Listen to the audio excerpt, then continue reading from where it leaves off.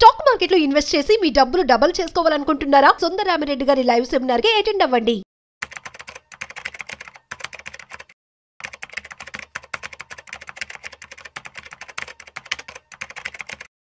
నమస్తే, welcome back to Suman TV. Present మనతో పాటు ఉన్నారు స్టాక్ మార్కెట్ అనలిస్ట్ సుందరరామిరెడ్డి గారు.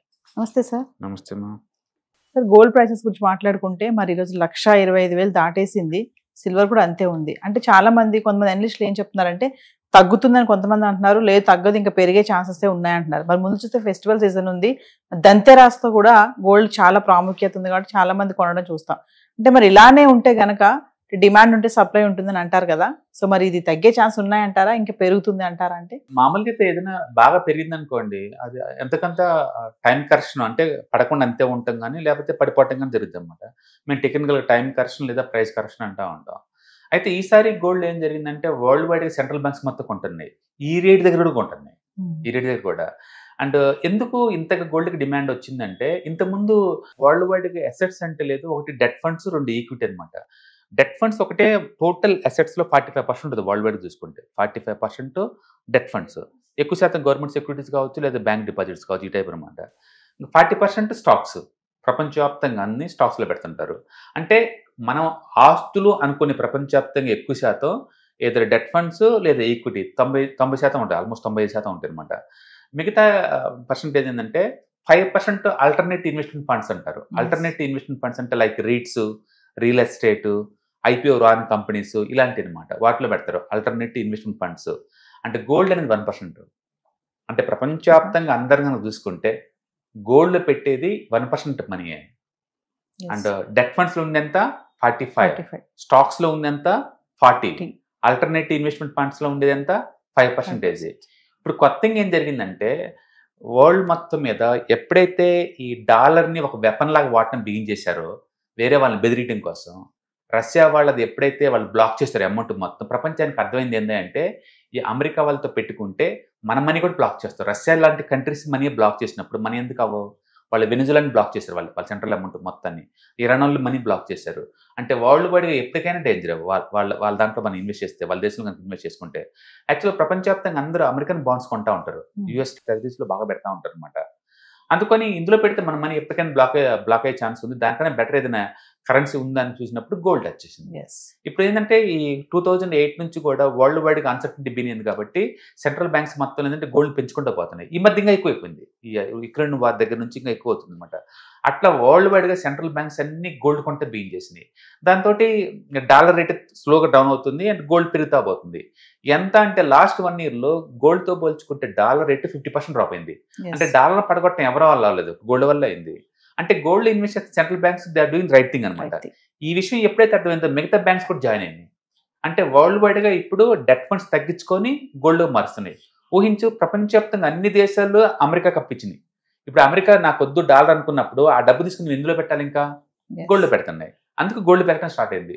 అండ్ అమెరికన్ మొత్తం ట్రెజరీస్లో కనుక 1% మనీ బయటకు వచ్చి అది గోల్డ్లో పోయిందంటే గోల్డ్ ఎక్కడికో పోద్ది.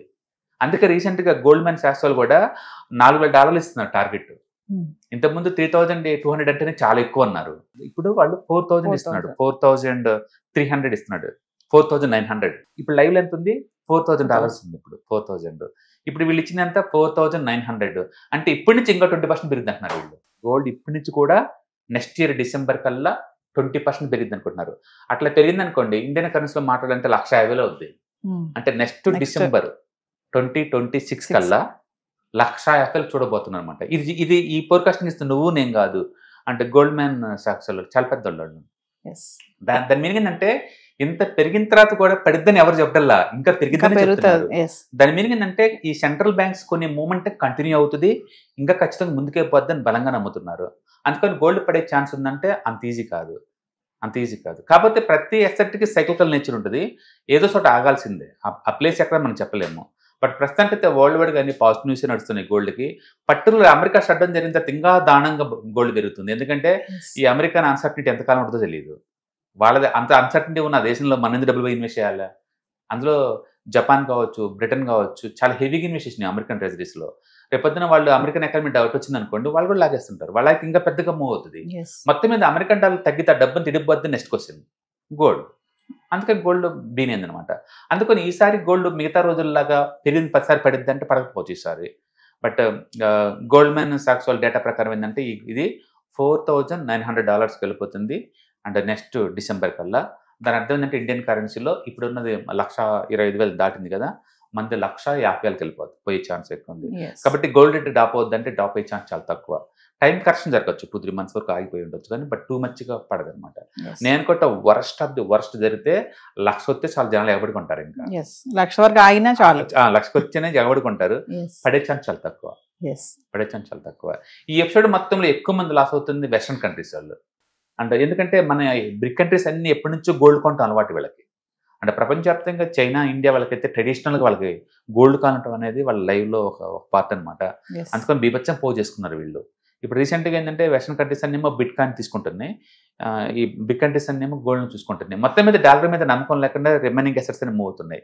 ఈవెన్ ప్లాటినం కూడా ఈ సంవత్సరం ఆల్మోస్ట్ 80% పెరిగింది. ప్లాటినం సైలెంట్గా ఉన్న ప్లాటినం కూడా.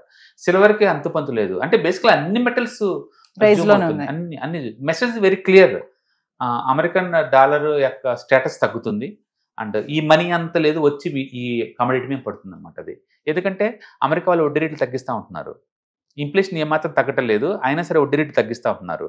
వడ్డీ రేట్లు తగ్గిస్తే ఏమవుతుంది, డెట్ ఫండ్స్ గిట్టుబాటు అవ్వవు. అందుకని ఆ డబ్బు వచ్చేసి గోల్డ్లో పడుతుంది. అందుకని గోల్డ్ హ్యూజ్ డిమాండ్ వస్తుంది. వరల్డ్ వైడ్ అన్సర్టనిటీ అనండి, ఈ సెంట్రల్ గవర్నమెంట్ పాలసీస్ వల్లేనండి, లేకపోతే బ్యాంక్స్ కొంటనే కాబట్టి అనండి, లేకపోతే అమెరికా వల్ల వచ్చిన అన్సర్టనిటీ వల్లనండి, లేదా ఈ టారిఫ్ అన్సర్టనిటీ వల్లనండి, మొత్తం మీద జనాలకి డాలర్ మీద నమ్మకం పోయింది. సెంట్రల్ బ్యాంక్స్ మొత్తం డాలర్ డంప్ చేసుకుంటూ మొత్తం డబ్బు మొత్తాన్ని గోల్డ్లో మార్చుకుంటూ వస్తున్నారు. ఈ రేట్ల దగ్గర కూడా వాళ్ళు మారుస్తున్నారు అంటే మీరు ఊహించుకోండి. అంటే ప్రతి నెల యావరేజ్ మీద 70 to 80 tons కొంటారని చెప్పేసి వీళ్ళు ప్రిడిక్షన్ అనమాట. సెంట్రల్ బ్యాంక్స్ మొత్తం కలిపి టన్నుల లెక్క, కేజీ లెక్క కాదు, 70 tons per month కొంటారండి సెంట్రల్ వరల్డ్ వైడ్గా. కాబట్టి గోల్డ్కి ఇంకా మూమెంట్ ఉంది. సో అయితే 1,00,000 వరకు వచ్చే ఛాన్స్ ఉన్నాయి కానీ అంతకన్నా తగ్గదు, కానీ తగ్గే ఛాన్స్ లేదు, చాలా రేర్. గోల్డ్ లో ఉన్న బ్యూటీ ఏంటంటే ఆగిద్ది తప్ప పడదు అంత ఈజీగా, అంత ఈజీ పడదు. ఒకప్పుడు సెంట్రల్ బ్యాంక్స్ కొనక ముందు స్టోరీ వేరు. 2008 వరకు కూడా సెంట్రల్ బ్యాంక్స్ అమ్మటం తప్ప కొంటం తెలియదు. బ్రిటన్ దగ్గర ఉన్న గోల్డ్ సగం అమ్మారు వాళ్ళు అప్పుడే. బ్రిటన్ దగ్గర మొత్తం 300 టన్నుల గోల్డ్ అంతే వాళ్ళ దగ్గర. ఎందుకంటే గోల్డ్ మీద నమ్మకం లేదు, గోల్డ్ ఏంటంటే హెడ్జింగ్ కోసం వాడతారని అనుకునేవాళ్ళు. అందుకని వెస్ట్రన్ కంట్రీస్ ఎవరు గోల్డ్ పెద్ద కొనేవాళ్ళు కాదు. పాత ఏదైతే ఉందో అదే ఉంది. లాస్ట్ 10 years నుంచి బీభత్సంగా గోల్డ్ కొన్నది రష్యా వాళ్ళు, చైనా వాళ్ళు, ఇండియా వాళ్ళు, టర్కీ వాళ్ళు, పోలాండ్, ఇజ్రాయెల్, మొత్తం మీద ఏషియన్ కంట్రీస్ ఎక్కువ ఉన్నాయి, బీభత్సంగా ఉన్నాయి ఎక్కువ శాతం గోల్డ్ని. అంటే ముందు రోజుల్లో గోల్డ్కి ఒక కరెన్సీకి ఆల్టర్నేటివ్ వాడుతున్నారు గోల్డ్ని. యాక్చువల్ చెప్పాలంటే డాలర్ రిజర్వ్ స్టేటస్ తగ్గించి అండ్ గోల్డ్కి కరెన్సీ లాగా స్టేటస్ పెంచుతున్నారు, జరుగుతుంది అది. బహుశా గవర్నమెంట్ పాలసీ మీద నమ్మకం లేదు, అమెరికన్ గవర్నమెంట్ పాలసీ మీద ఈ డాలర్ మీద నమ్మకం లేక సెంట్రల్ బ్యాంక్స్ రిస్క్ని తగ్గించుకోవడం కోసం బీన్ చేసింది, అది కంటిన్యూ అవుతుంది. ఒకప్పుడే హెడ్జింగ్ అన్నారు, ఇప్పుడైతే మూమెంట్ ఉందా అప్పుడు టూ మచ్గా మూవ్ అవుతుంది మార్కెట్ అటు ఇటు. అందుకని అప్పుడప్పుడు ప్రోడక్ట్ బుక్ చేసుకుంటూ పడ్డప్పుడు కొనడం బెటర్ అనమాట. అది లాంగ్ టర్మ్ ఇన్వెస్టర్ లాగా ఉండే బదులు. Thank you.